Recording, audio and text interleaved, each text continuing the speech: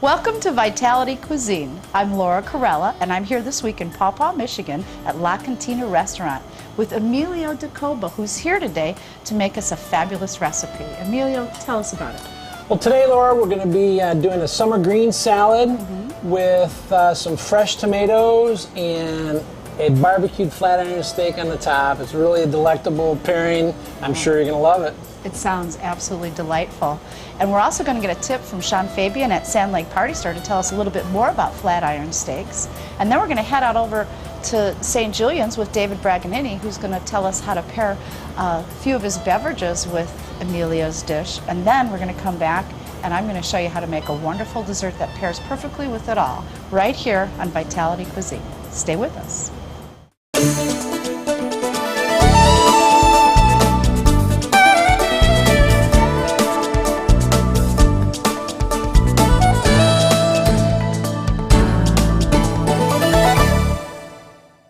Welcome back to Vitality Cuisine. I'm here with Emilio Dacoba at La Cantina, and he's about to show us a wonderful recipe that he's going to be making with a flat iron steak. Take it away, Emilio. Well, Laura, I think what really takes the steak over the top, or takes the salad over the top, is the addition of the flat iron steak. It turns an ordinary green salad into a meal. So go to your butcher, get a nice cut of flat iron. It's a new cut. That's recently been discovered. It's very tender, almost as tender as a tenderloin steak. So anyhow, Sean will give us some more tips about that. Just get your meat, and we use. Is there anything we need to do before you cook it? Well, we're going to put a little bit of olive oil on it. Okay. Or vegetable oil, whatever you prefer. Why do you do this? Well, this just helps transfer the heat to the product, to these cuts of meat. And it kind of helps to sear the meat when it gets onto the grill. So where it's not touching the actual grates on the grill, that oil will transfer that heat and help sear that meat shut to hold in the juice. So it actually creates like a protective layer around the meat? Yes. The olive oil does that. That's pretty neat to know. It's a good tip to remember. So we do that, and get your favorite barbecue seasoning, any kind of rub you want, a little bit of that on top, maybe a little extra salt. And make sure you get both sides. That's important. You get a little bit of the oil on. I know this is a little bit of a messier part, but it's all good. Because that's why there's towels. That's right, and the taste is phenomenal. Now you can marinate this up to 2, 3, 4 hours ahead of time. But if you just want to put the rub on it and take it right to the grill, that's fine too. So it depends on how much time you have, how you're planning. But don't fret if it's in a hurry, because this is a perfect, quick meal for your family, and a wholesome meal that can be done on the fly. So we're going to take this to the kind. Yes. We're going to take this over to the grill right now and start cooking. Okay. Take her away. And of course, since we're in La Cantina, we have this beautiful grill at our beck and call, which is just amazing. It'd be nice to have one of those in your house, wouldn't it? Okay, it does cook steaks quick. I'm sorry. That's okay. While we're waiting for the flat irons to grill, we're going to go over to Sand Lake Party Store with Sean Fabian, who's going to give us some tips about how to pick the best flat iron steak for your salad.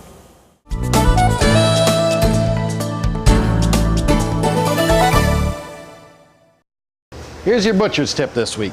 When you're picking out steaks, these are flat iron grill steaks, be sure and pick out the one with the most fat in them. The fat will actually melt away and leave a lot more flavor in the steak.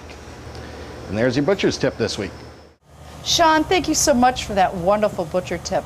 We're back here now with Emilio, and he's telling us that his flat irons are ready to come off the grill. How long have they been on now? Maybe 3, 4 minutes, 5 minutes. It doesn't take long to cook a flat iron steak. And remember that once it comes off of the grill, it's going to continue to cook a little bit. So a little undercooking is good if you like it, especially if you like it more on the rare side. So we probably cooked it to medium rare today, maybe a little bit of a medium.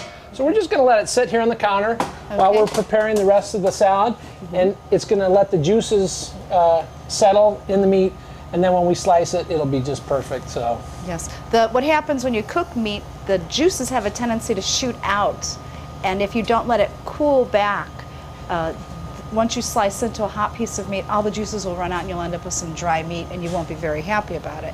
Okay, so now that we've got your steak Where do we go from here? Well, we're going to get our greens that we've selected, and fortunately this time of year we're able to acquire locally grown produce, mesclun mix, spring greens, arugula, some things like that. So that's what we're going to use to prepare the base salad. So we have spring greens. It's beautiful. You can use romaine if you want and spring green mix. I just typically like to use straight spring greens. There's some radicchio, some oak leaf lettuce, arugula, baby spinach. It's really a nice tender blend. So we're going to put a little bit of that in there. It's gorgeous. I also have some fresh locally grown arugula. It's got a nice peppery bite to it. I love fresh arugula. There's nothing better. It sure does. So, and don't be afraid to taste as you go. That's why you never trust a skinny chef. That's Anyhow. right. So, we've got those basic greens in there. Wash them, dry them real good. You can buy them now at the grocery store, pre-washed and ready to put right into your bowl. So, however you choose to do it. Anyhow. I still wash them, just to be safe. And it never hurts. You never know. No, it doesn't. So, a little bit of extra virgin olive oil. It's got that nice fruity olive flavor. And a little bit of La Cantina red wine vinegar dressing that we Their sell. very own brand that they sell here. A little salt and a little fresh ground pepper.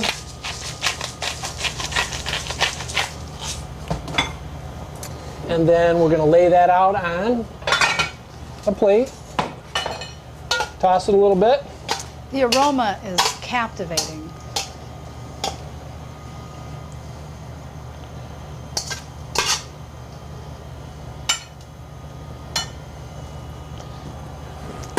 Looks just delicious already. Yeah, and so that's the base of the salad. Okay. And you don't have to do the rest of this stuff, but this is what's going to also take it one more step and add another layer of flavor.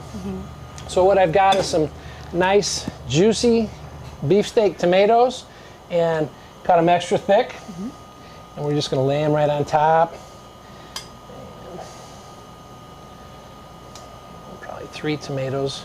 Now this is going to be a meal-sized salad or a sharing salad, definitely. I would say. One portion of this is enough. It's a good, healthy meal, and it's nice and light. You want to richen it up a little bit. You can put a little avocado on there. Wow. Omega-3 fatty acids, good for you. Very good, yes. Again, a little salt on the tomatoes just to help pop that fresh flavor out. And we've got some purple onion. That is going to give it another layer of flavor. Just put very aromatic now. just a few rings Very of nice. the red pepper.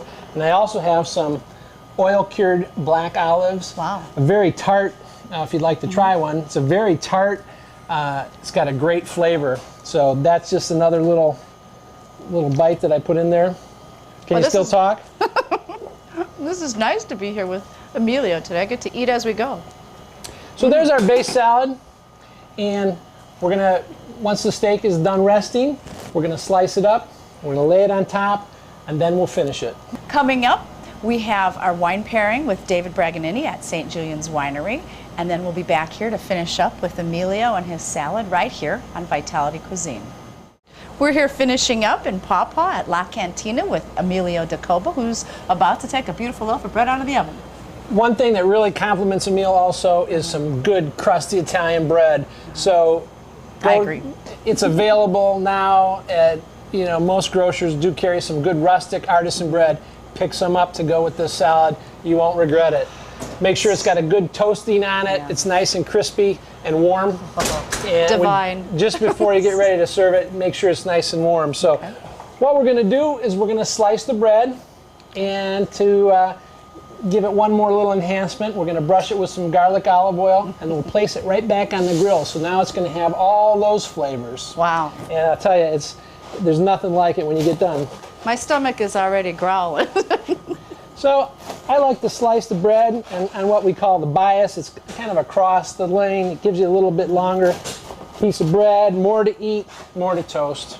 Yes. Why not? And one thing about the bread is that you got to have something to sop up all that olive oil and the vinegar and all those flavors. So Yes. it's just a great thing. So just a little olive oil brush, you know. I suppose you could use some butter if you wanted to. And what do you have in your olive oil? It looks like garlic and pepper. I just chopped up some fresh garlic, a little fresh cracked pepper, you know, a little salt. So we'll just take these over to the grill, and we're gonna lay them face down on the grill, and that will give them just that little bit of char flavor, and it'll enhance the taste of that bread. It just really mixes nicely with the rest of these flavors in the salad. So, gotta have the bread. It just takes a couple of minutes for the bread to toast and get some nice grill marks on it. Be careful, because it'll burn a little bit. So, just pull that off the grill, and you can see that there's some wonderful grill marks on that. That's all flavor. So, don't forget that. It kind of toasts up the garlic a little bit, gives it a little nuttiness. It's fantastic. So it's gorgeous. That's a nice little touch you can do. Very simple. This is all very easy to do. Don't be afraid to do it. And if you burn the bread, guess what? Put another piece on and start over again. It's okay. You're allowed. For the birds, as they say, yes. Okay, so now we're ready to do the final assembly on the salad. We're going to slice the steak and present it. Okay? Go right ahead. Okay, here we go. Just move that out of the way. So we'll get our flat iron steak. It's a nice medium rare. Again, you want to just kind of shingle cut it. A little bit like that.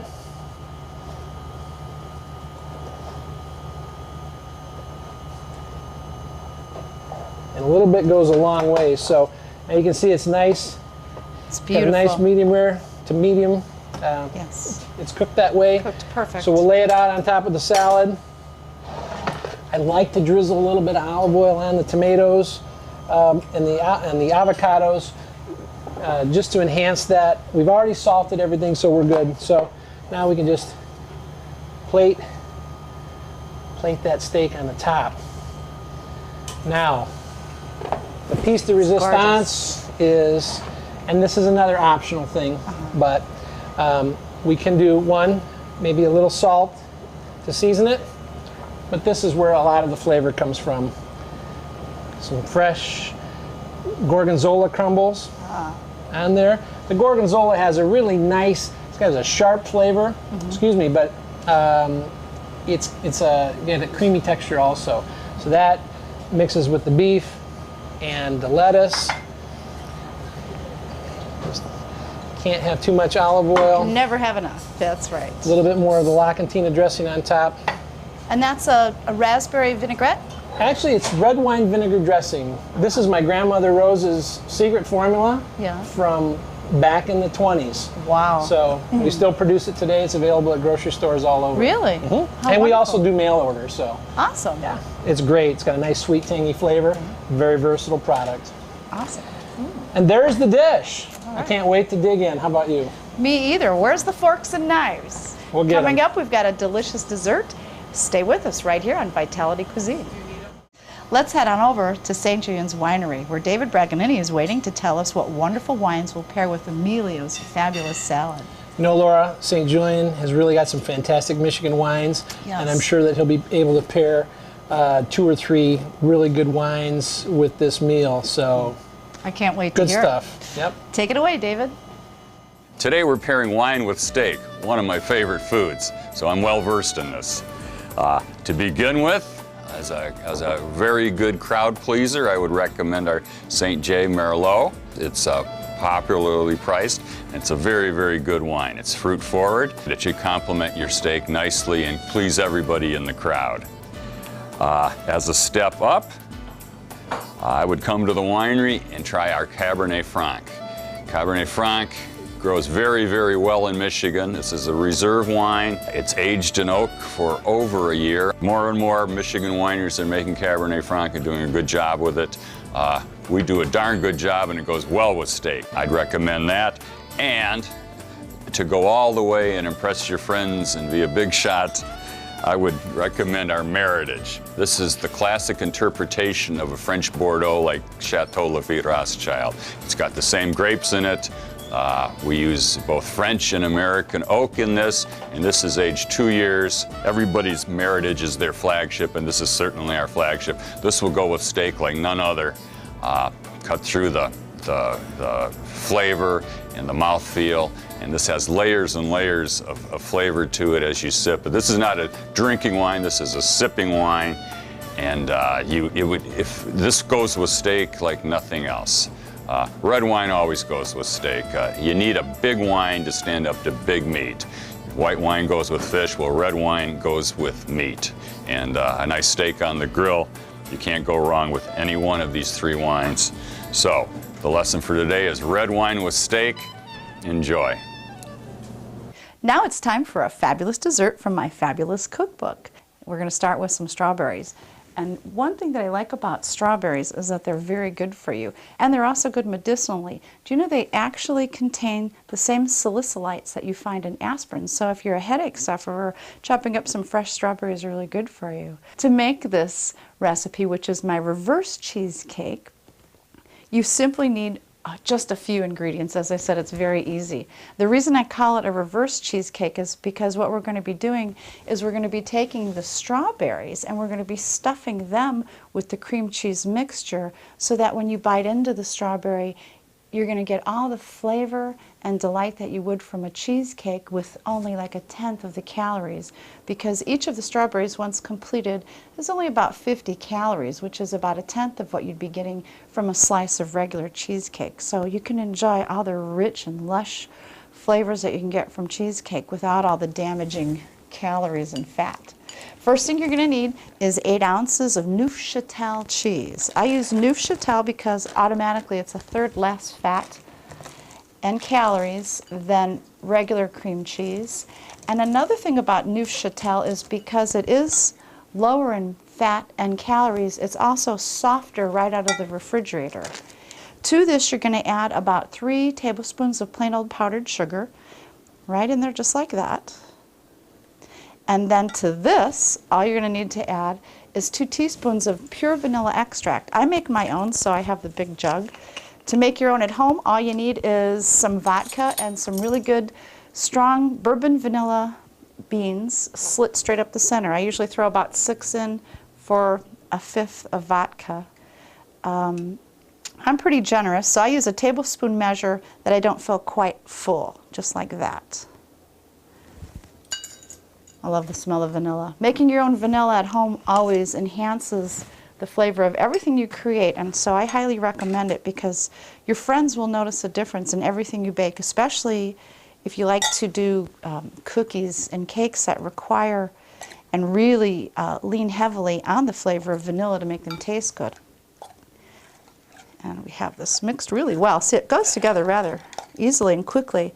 You want it to be about this consistency, and it ends up looking about the consistency of a good frosting because we're going to be piping it into the strawberries.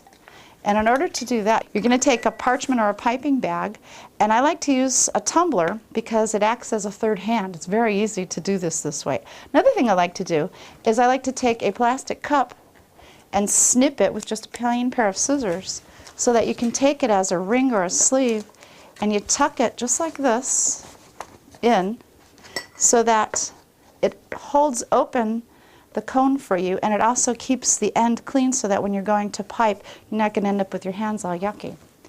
And so we're going to go ahead and take this beautiful cheese mixture, and it does smell just like cheesecake. This way. Another nice thing about this recipe is it requires no baking. You can do this at home with your children, or you can even ask your husband to do it, because it's that easy that anyone can make it. You pop that in just like so. And you want to knock it down. Pop this out. And then we're going to squish it down to get it into the bag. And then we're going to go ahead and set this aside because now we need our strawberries. What we're going to do with our strawberries is very simple. Washed and dried, and then you're going to take a strawberry and hull it. And you want to hull it wide by making a round circle so that you're giving yourself a divot. If you're a golfer, you know what a divot is. A little cavern in the strawberry. Another thing to do is to slice just the very bottom, and you want it nice and flat because you want the strawberry to stand up like so. Now we've got our strawberries all hulled and prepared. Now we can move on to the next step, which is to go ahead and pipe them. This is one of my favorite parts, and again, the children, if you have in your house, or if you have a husband who acts like a kid, you can invite him in to help you with this. You're simply going to grab a strawberry, and so you're going to put the piping right into the bottom, and then fill it, and then to get the twist at the end, you want to just give it a quick twirl, just like that. And then what I like to do, and those of you at home might want to do too, is you can heat up some chocolate. There we go. Now this can be messy, so don't ever do it over a tablecloth you adore, because it is chocolate. And chocolate's not as easy to get as it looks. But I have found products that anything that removes grease will remove chocolate. And I do know this from experience too. There we go. Give us a nice little drizzle.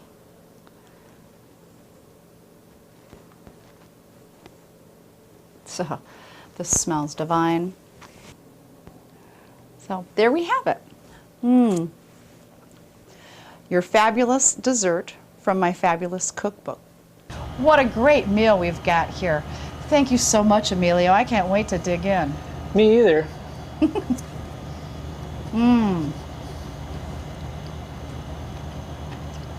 I wish I lived in Paw Paw. This is a meal I'd like to have every single day. It's just wonderful. All good stuff here. Yes. Fresh greens, local stuff. Use them up. Summer goes quick, so when the snow starts flying, you're not going to be able to get this anymore, so enjoy it while you can. Yes, and it does taste extra special because it is all locally grown. Even the strawberries that we have for dessert alongside with this. What a great meal we've had here in Paw Paw at La Cantina's with Emilio Dacoba, who's made us a wonderful feast. I'd like to especially thank David Braganini for his wine pairing tip, and I hope you enjoyed the fabulous reverse cheesecake recipe that we also offered today. I would love to have you come back next week for another taste-tempting treat here on Vitality Cuisine, and until then, bye-bye.